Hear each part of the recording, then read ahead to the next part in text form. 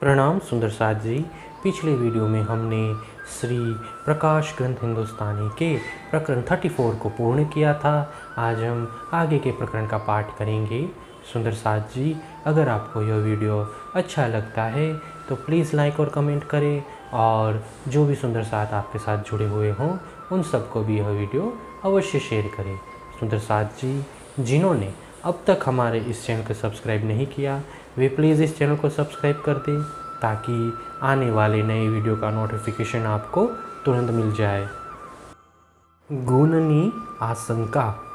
अब कछुक में अपनी करूं, ना तो तुम्हें बहुतक ओचरूं, भी एक कहूँ बचन, तुमको संशय रहवे जीन। अब मैं कुछ अपनी ओर से स्पष्ट कर रही हूँ, अन्यथा तुम पूछते तो अधिक कहती। फिर भी ये वचन इसीलिए कह रही हूँ कि तुम्हारे मन में कोई संशय शेष न रह जाए। मैं धाम धनी गुण लिखे सही, एक आशंका मेरे मन में रही। मैं गहरे शब्द कहे निर्धार, सो साथ क्यों करसी विचार। मेरे धामधनी सदगुरु के गुण गिनकर लिख दिए, किंतु मेरे मन में एक शंका रह गई। निश्चय ही मैंने इस प्रसंग में गहन शब्द कहे हैं, उन पर सुंदर साथ कैसे विचार करेंगे। जो लो आत्मना देवे साख, तोलो परमोद भले दीजे 10 लाख। पर सो क्यों ना लगे एक बचन, जो लो ना समझे आत्म बुध मन। जब तक आत्मा साक्षी न दे तब तक बोध के लिए भले 10 लाख उपदेश ही क्यों न दिए जाए, उनसे कुछ लाभ नहीं होगा। जब तक आत्मा बुद्धि और मन से किसी बात को समझ नहीं लेती तब तक एक वचन का भी प्रभाव नहीं पड़ता। ताथे यो दिल आई हमको, जिन कोई संशय रहे तुमको। एक प्रवाही वचन यो कहे, मुख थे कहे पर अर्थ न लाहे। इसीलिए मेरे मन में ऐसा विचार आया कि तुम्हारे मन में कोई संदेह न रह जाए। प्रवाह में बोलने वाले कभी कभी वैसे ही बहुत महत्वपूर्ण वचन तो कह देते हैं, किंतु उनका अर्थ नहीं समझाते। सुई के नाके मंझार, कुंजर के निक से हजार। ए अर्थ भी होसी इत ही, तारतम आशंका राखे नाही। दूसरी एक महत्वपूर्ण युक्ति है कि सुई की छेद में से हजारों हाथी निकल जाते हैं। इन वचनों की स्पष्टता भी मैं यहीं पर कर रही हूँ, क्योंकि तारतम ज्ञान किसी की भी कोई शंका रहने नहीं देता है। मैं गुण लिखते कही लेखन आनी, ए आशंका जिन होसी घनी। कथुए के पाँव परवान, कल में गढ़िया हाथ सुजान।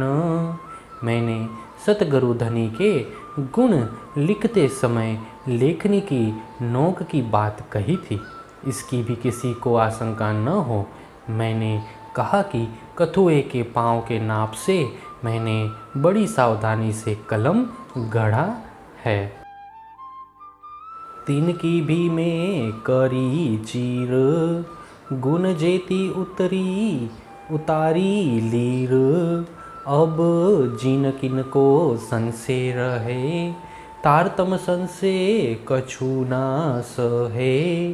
कलम की उस नोक को भी चीर कर मैंने उसके उतने ही भाग किए जितने मैंने धनी के गुण कहे थे। अब किसी के भी मन में कोई संशय न रह जाए, क्योंकि तारतम के वचन कोई संदेह शेष नहीं रखेंगे। या पर एक कहूँ विचार, सुनियो ब्रह्म सृष्टि सिरदार। ये 14 भवन देखो आकार, यहाँ के मूल को करो विचार। इस पर भी एक और विचार कहती हूँ, उसे शिरोमणि ब्रह्मात्माएं सुने। इन 14 लोकों का आकार देखकर इनके मूल का विचार कर लो। यहाँ को शास्त्र सुपना तर्क है, कोई यहाँ को जीव यहाँ को ना लहे। ये सुपन मूल तो है समर्थ, यहाँ के मूल को देखो अर्थ। शास्त्रों ने इसे स्वप्न के समान कहा है। इस संसार के कोई भी जीव इस तथ्य का यथार्थ समझ नहीं पाते। इस स्वप्न का मूल तो अवश्य ही सामर्थ्यवान माया है, उसके मूल का रहस्य भी समझ लो। सुपन मूल तो नींद जो भई, जब जाग उठे तब कछुए नहीं। यहाँ को पेड़ कछु ना रहो लगार, कछुए के पाँव का तो मैं कहया आकार। स्वप्न का मूल तो नींद ही होती है, जब जागृत हो गए तो नींद कुछ भी नहीं रहती। वस्तुतः इस स्वप्न के ब्रह्मांड का मूल तो कुछ है ही नहीं, किंतु मैंने फिर भी कछुए के पाँव का तो आकार बता दिया। बिना पेड़ देखो विस्तार, एता बड़ा किया आकार। ए तो पेड़ कहा आकार, ताको कहे क्यों न होए विस्तार। बिना मूल के ही इस ब्रह्मांड का विस्तार तो देखो, इसका आकार कितना विस्तृत हो गया है। फिर कछुए के पाँव का तो मैंने आकार कहा है, उसका विस्तार क्यों नहीं हो सकता। यूं सुई के नाके माहे, कई लाखों ब्रह्मांड निक से जाए। अब ये नी के लीजो अर्थ, गुण लिखने वालों समर्थ। इस प्रकार अक्षर ब्रह्म की पलक रूपी सुई के छिद्र में से लाखों हाथी रूपी ब्रह्मांड निकल जाएंगे। अब इस अर्थ को भली भांति समझ लो कि जिनके गुण लिखे जा रहे हैं वे तो समर्थ सतगुरु के हैं। अब केता कहूँ तुमको विस्तार, एक एह शब्द लीजो निर्धार।